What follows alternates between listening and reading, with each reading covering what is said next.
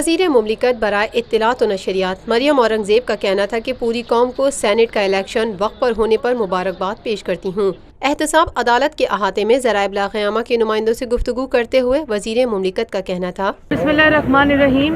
سب سے پہلے تو میں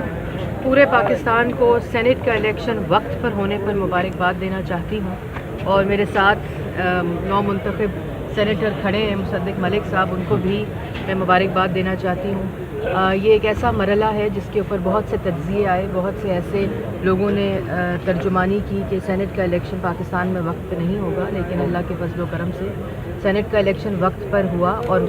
پاکستان کی سب سے بڑی جماعت پاکستان مسلم لیگ نون کے نشان کو ضرور سینیٹ کے الیکشن سے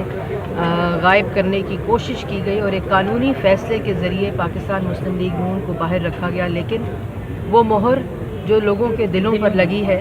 شیر کی مہر اور محمد نواز شریف کی، وہ نہیں ایسے مٹ سکتی اور نہ ایسے ہٹ سکتی، اور اسی وجہ سے آپ دیکھیں کہ اللہ کے فضل و کرم سے ایک اکثریت بھی ہے، اور پاکستان مسلم لیگ نون سینیٹ کی سب سے بڑی جماعت بھی بن چکی ہے، اور انشاءاللہ آنے والے وقت میں چیئرمین سینیٹ بھی بنائے گی۔ سینیٹ الیکشن میں ہارس ٹریڈنگ کے حوالے سے بات کرتے ہوئے مریم اورنگزیب نے کہا، دیکھیں دھاندلی جن لوگوں نے، دو لوگوں نے جو ہارس ٹریڈرز تھے اس پورے الیکشن میں، وہی الزام لگا رہے ہیں پاکستان مسلم لیگ نون کے اوپر۔ مطلب آپ یہ دیکھیں کہ اس سے بڑا کیا افسوسناک بات ہوگی کہ سرور صاحب 44 سیٹ سے جیتتے ہیں، اور اس کے ان کی سیٹیں 30 ہیں پنجاب میں، اور دوسری طرف بلوچستان اور خیبر پختونخوا میں کیا ہوا وہ آپ لوگ سب جانتے ہیں۔ لیکن میں نے جیسے کہا کہ ایسے لوگوں کا بھی دفاع نہیں کرنا چاہیے جو ایسے چیزوں میں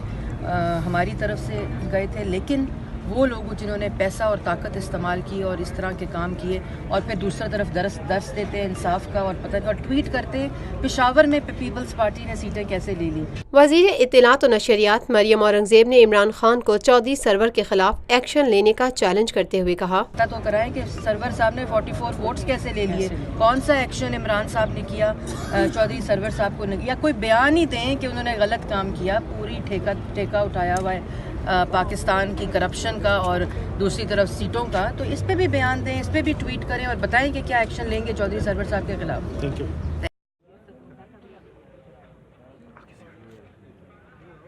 یہ ہے خبر کا جہاں، اور آپ دیکھ رہے ہیں TNN TV۔